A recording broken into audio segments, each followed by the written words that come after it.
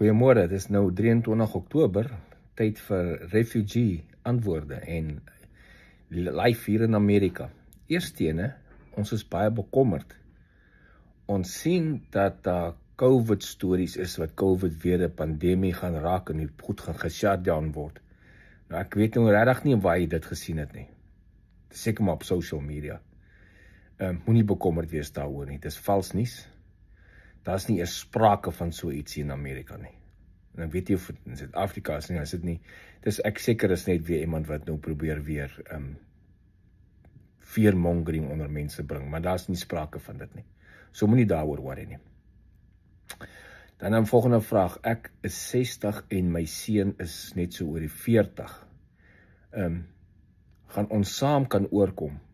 Miskien, nie noodwendig nie. Onthou, julle het altyd apart aansoek gedoen. Julle aansoeke kan apart behandel word. Ekskuus tog. En onthou julle aansoeke kan apart gehanteer word, wat julle individueel sal aankom. So dis nie noodwendig dat julle, omdat julle weet jy en jou seun saam aansoek gedoen het, dat julle saam hier gaan aankom nie. Ons hoor jy moet Pretoria toe gaan vir jou eerste onderhoud, dan Kaap toe vir jou tweede onderhoud, dan terug Pretoria toe vir jou medies, en ons kan nie al dit bekostig nie. Nou ek weet nie waar jy dit gehoor het nie, maar dit is vals. Daar's nie 'n manier dat hulle jou gaan Kaap toe stuur vir die een, Pretoria vir die ander, Kaap toe vir die ander. Hulle gee jou nie op en af stuur vir dit nie. Dis vals.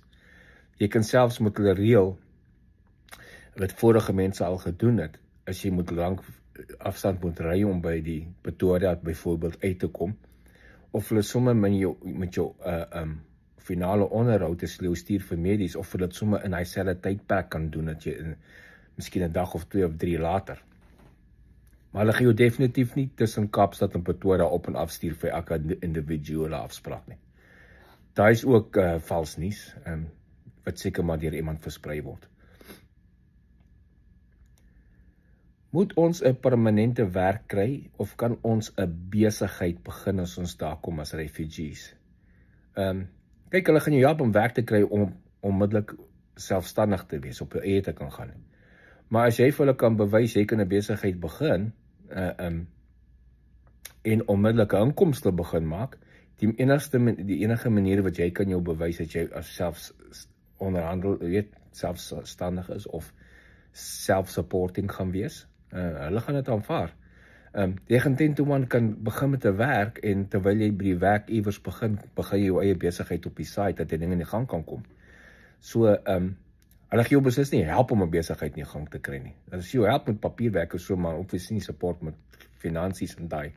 En onthou, om 'n besigheid te begin, jy moet dit registreer, jy moet banklenings en daai goeders oopmaak, wat 'n bietjie tyd kan vat. Behalwe as jy 'n online besigheid het, en wat jy kan enige plek in die wêreld af aan doen, jy weet, as jy kan bewys jy het genoeg inkomste, dan sal hulle jou help. Volgende vraag. Ons albei is al oor die 65, man en vrou, gesond, goed om te kan werk. Maar belangrike vraag, as ons begin werk, sê net maar na 2-3 jaar, gaan een van ons ongeskik, jy kan nie meer werk nie, of so iets van siekte of ouderdom, gaan daar support wees. Of gaan ons werkloos wees, homeless wees, of teruggestuur word Suid-Afrika toe. Onthou, sodra jy hier aankom, jy is 'n refugee, hulle gaan jou op werk soek. Dan gaan jy binnekort aansoek doen en jou green card kry. En dan is iets met jou gebeur, jy raak ongeskik of iets, jy weet, van ouderdom of siekte of so iets, gaan jy dieselfde benefits kry as wat enige ander ou kry wat in Amerika bly, wat ongeskik raak werk, jy weet, daai tipe van ding, weens siekte of ouderdom of so iets. So, jy gaan dieselfde behandeling as enige ander ou kry, want jy is dan 'n permanent resident. So, ek dink jy moet te veel worry daaroor nie, maar ek verstaan, mense wat weer verder gevorder in die lewe is, dis 'n groot bekommernis vir hulle. En dan is daar ook baie organisasies, weet, local organisasies wat mense ook support. Jy kan nie weet hoe baie support hier in Amerika vir baie mense is nie. Maar steeds sien jy op die TV, op video's of movies of whatever, daar's homeless mense in Amerika. Hier is homeless mense reg oor die wêreld, maar die persentasie wat jy sien in Amerika is kleiner as by ander lande, né? En is hulle homeless oor dit, meeste van hulle is homeless oor hulle eie keuse. Dis hulle eie besluite wat hulle gemaak het, swak besluite somewhere, en baie van hulle is homeless weens drugsgebruik en so aan.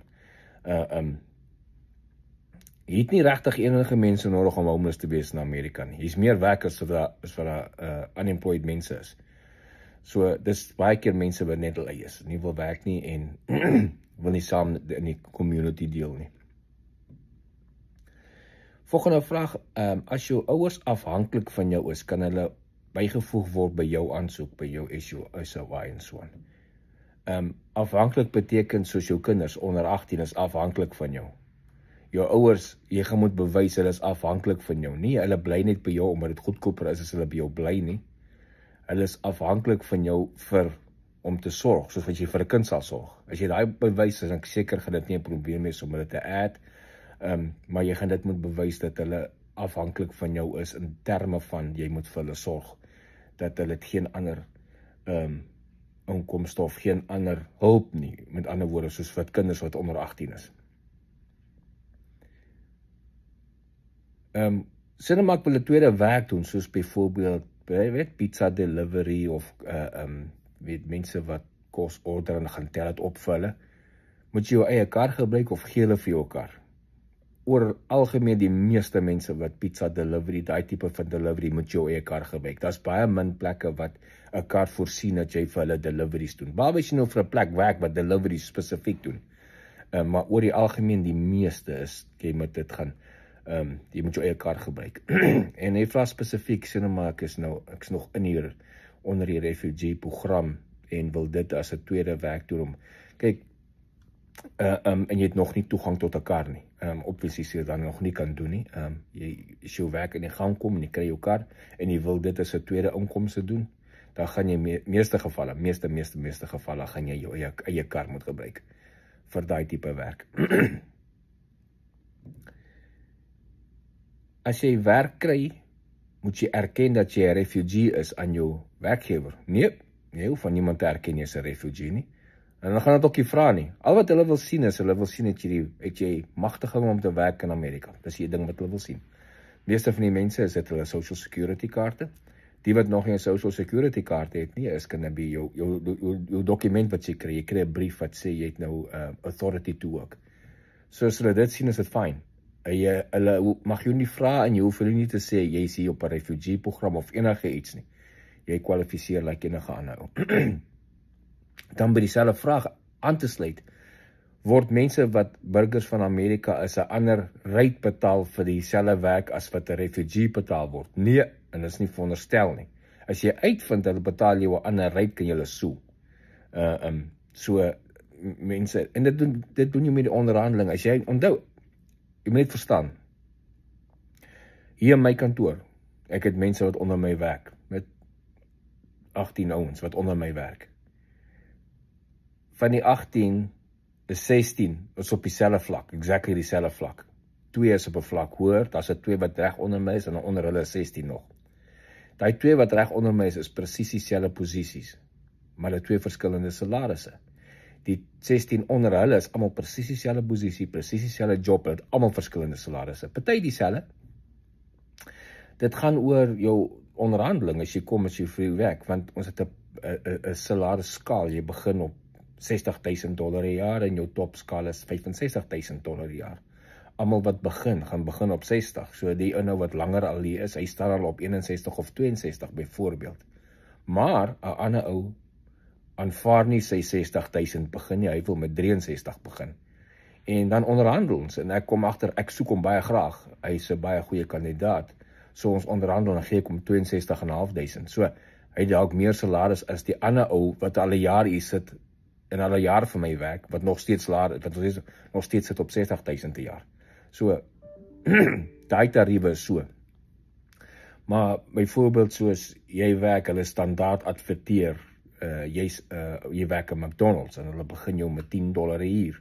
Dieselfde ding, hulle mag jou nie, net omdat jy refugee is, begin met $6 'n uur, net omdat jy refugee is nie. So, kyk net daarna, as jy dit doen. Moet ek my loodgieter ambag lisensie oorskryf? Jy gaan omtrent elke liewe ding wat jy in Suid-Afrika gaan doen, moet oorskryf hierso. Veral ambagte, nurse, die tipe van goeders, lisensies wat jy daar gedoen het. Moet jy maar oorskryf.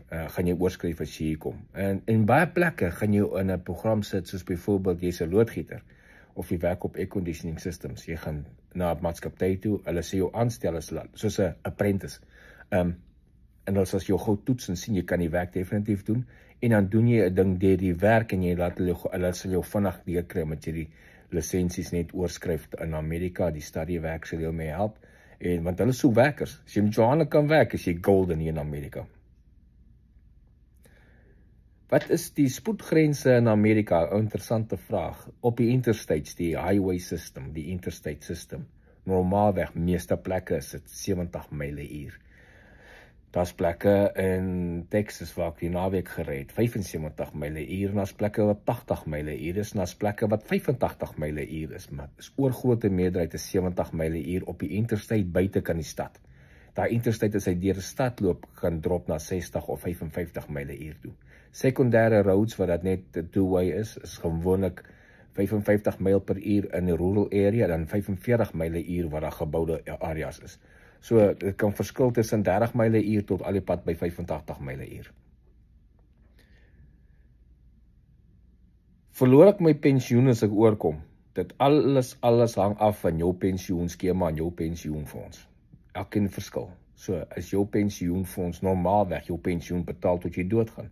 Maar ek is ook waar jy bly nie. So, as jy Amerika toe trek, is 'n voorstel om uit te betaal. Behalwe as jou pensioenfonds een of ander klousule ding en wat sê as jy uit die land uit verhuis en 'n burger van 'n ander land word, dan verloor jy jou pensioen. Dit moet jy maar uitfigure met jou eie pensioenskema en jou pensioenfonds. En dan, dis die vraag van vandag. Nou, onthou laasweek het ons 'n live gedoen het, en toe raak ek bietjie siek. Gelukkig het ek vinnig recover. So, hopelik gebeur niks my, tref niks my nie, dan gaan ons Saterdag 'n live doen. Saterdagoggend, 8:00, Amerika tyd, Central Daylight Savings Time.